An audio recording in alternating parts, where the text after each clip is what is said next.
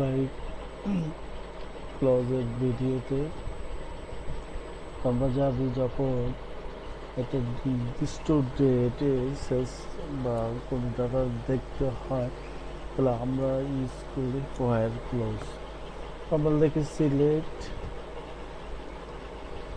Select start from sales where convert. কেন আমরা converting করতেছি? কারণ আমাদের যে ফিল্ডটা আছে সেলস ডেট, এটা একটা ডেট টাইম ডাটাটা, সেক্ষেত্রে আমরা বিটি ইউজ করলাম।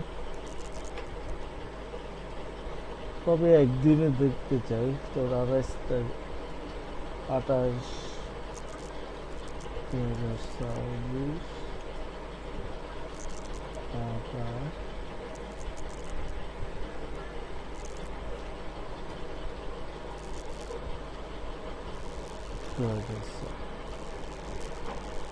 আমরা দেখতে পাচ্ছি এখানে 28 তারিখের আপনার সকল সেলস আছে।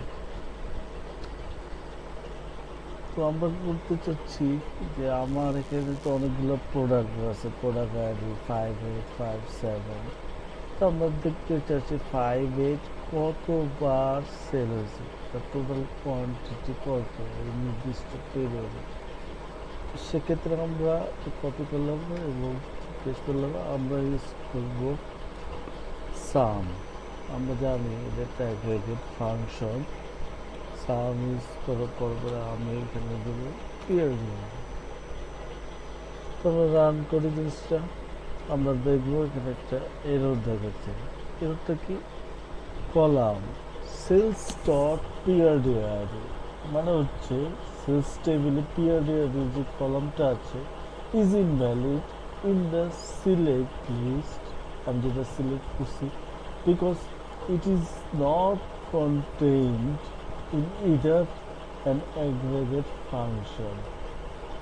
সাম একটা অ্যাগ্রিগেট ফাংশন, আমরা এটা পরে দেখবো যে কি কি অ্যাগ্রিগেট ফাংশন আছে। or the group by clause বলতে চাচ্ছে যে এই পিএলডি আইডি সেলস স্টেবিলিটি কলামটা আছে তার আগে তো কিন্তু সাম নাই। সো এই পিএলডি আইডির আমরা গ্রুপ বাইও নাই। তো আমরা যদি এখানে গ্রুপ বাই লিখি পিএলডি আইডি দিয়ে রান করি, আমরা তখন ডাটা দেখব। যেমন এই পিআরডি 4টা এত কোয়ান্টিটি সেল হয়েছে।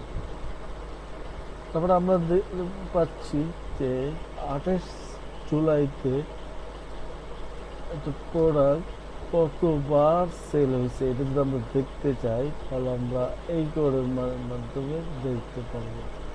সেক্ষেত্রে আমরা এক সপ্তাহ দেখতে পারবো, একদিন দেখতে পারবো, 24 দিন দেখতে পারবো, 1 বছর দেখতে পারবো এই একটা কোয়েরিতে।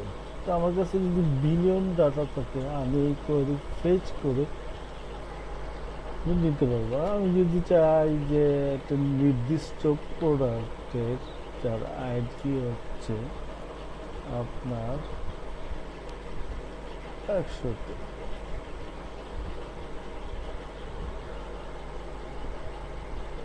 সেক্ষেত্রে আমি দেখতে পাচ্ছি যে 123 প্রোডাক্ট 5210 বার সেল হয়েছে। এই হলো গ্রুপ বাই ক্লজের ব্যবহার। আশা করি আমরা বুঝতে পারছি। সাবস্ক্রাইব করে পাশে থাকবেন। আসসালামু আলাইকুম ওয়া রাহমাতুল্লাহি ওয়া বারাকাতুহু।